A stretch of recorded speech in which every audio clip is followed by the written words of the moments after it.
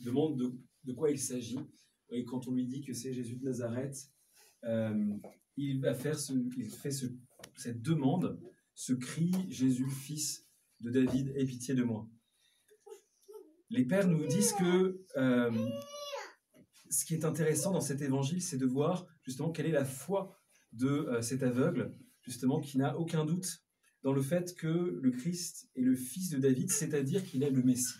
En fait, ce qu'il faut bien comprendre, c'est qu'en appelant le Christ fils de David, il fait référence justement aux nombreuses prophéties qu'il y a dans l'Ancien Testament, dans lesquelles on nous dit que le Messie sera justement rejeton de la racine de Jessé, qu'il sera de la maison de David, qu'il sera, voilà, on nous dit aussi qu'il est de la maison d'Abraham, de la maison de Jacob, issu de la tige de Jessé, et donc précisément de la maison de David.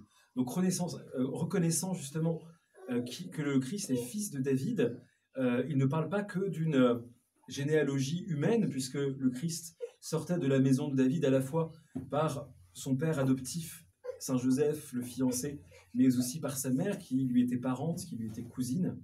Mais il est effectivement celui qui est annoncé par les Écritures. Donc, disant cela, Seigneur, fils de David, aie pitié de moi, cet aveugle, justement, confesse véritablement la messianité du Christ.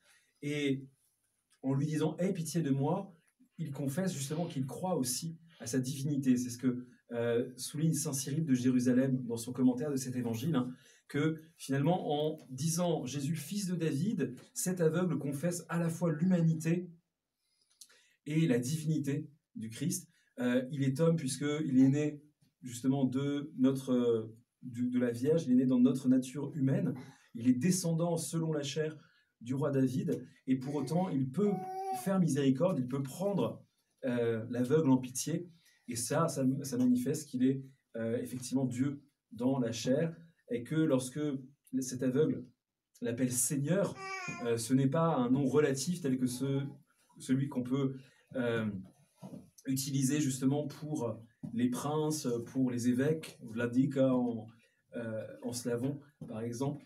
Voilà, c'est pas une seigneurie relative comme sont toutes les seigneuries humaines, mais c'est l'absolue seigneurie justement, et l'éternelle seigneurie du Verbe divin qui est l'un de la Trinité.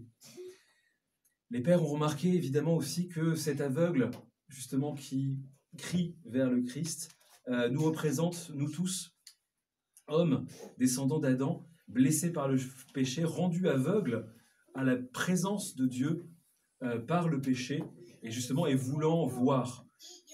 Rappelez-vous, et il ne faut jamais considérer que c'est un simple symbole, une métaphore, une façon de parler.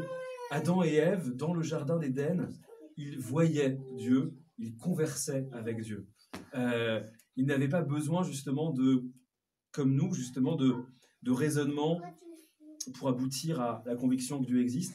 Ils n'avaient pas besoin d'avoir véritablement la foi, de s'accrocher justement à cette foi dans des moments de doute. Dieu, ils le voyaient quotidiennement devant leurs yeux, ils lui parlaient, ils avaient un contact direct avec lui. Et c'est ça que nous disent les pères, nous avons perdu à cause de la chute, et c'est ça notre véritable cécité, dont la cécité de l'aveugle dont il est question aujourd'hui dans l'Évangile n'est qu'une forme particulière. La cécité la plus grave, la cécité la plus terrible et la plus commune, c'est la cécité spirituelle. C'est le fait que nous ne voyions, nous n'entendions, nous ne ressentions plus Dieu.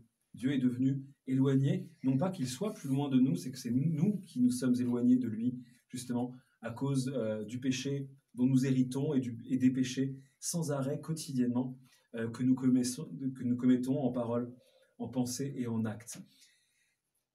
Seigneur, fils de David, aie pitié de moi. Les pères aussi neptiques, les pères hésicastes, nous disent que c'est l'ancêtre évidemment de la prière de Jésus, qui a été légèrement transformée dans notre tradition orthodoxe, dans laquelle on dit « Seigneur Jésus-Christ, fils de Dieu, aie pitié de moi, pécheur », mais c'est exactement la même confession de foi qui est faite dans cette prière, à la fois confession de nos péchés, confession que nous avons besoin de l'aide de Dieu, que nous avons besoin de son salut, que nous sommes justement dans les ténèbres, et confession du fait que le Christ, vrai homme et vrai Dieu, est celui justement qui peut seul nous sauver de ces ténèbres, qui peut seul nous ouvrir véritablement nos yeux. Donc puissions-nous justement, comme cet aveugle, crier de tout notre cœur, Seigneur, aie pitié de nous. Puissions-nous justement, comme cet aveugle, ne pas écouter toute cette foule qui le rabroue et qui, d'après les pères, représente justement toutes les pensées qui nous empêchent de prier à chaque fois que nous voulons nous tourner vers Dieu, à chaque fois que nous voulons lui dire « Seigneur, aie pitié de moi », eh bien, on se rend compte qu'on a des choses à faire plus importantes. Tout est plus important que la prière. On se trouve toutes les excuses du monde pour terminer de faire quelque chose, même se mettre subitement à ranger un endroit ou à faire le ménage, etc. Tout, voilà. Le diable est très rusé.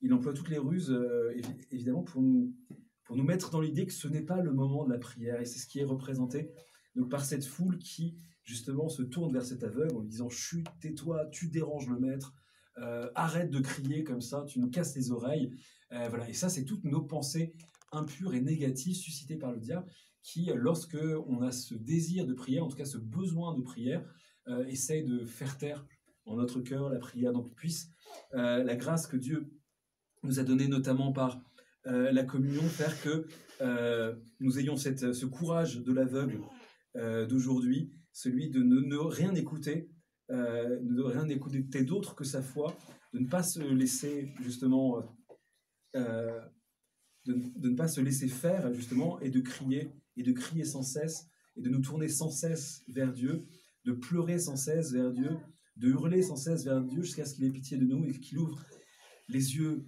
de notre âme afin qu'on puisse le voir, le contempler, voir la beauté ineffable de sa face, et ce pour l'éternité. Au nom du Père, du Fils et du Saint-Esprit. Amen.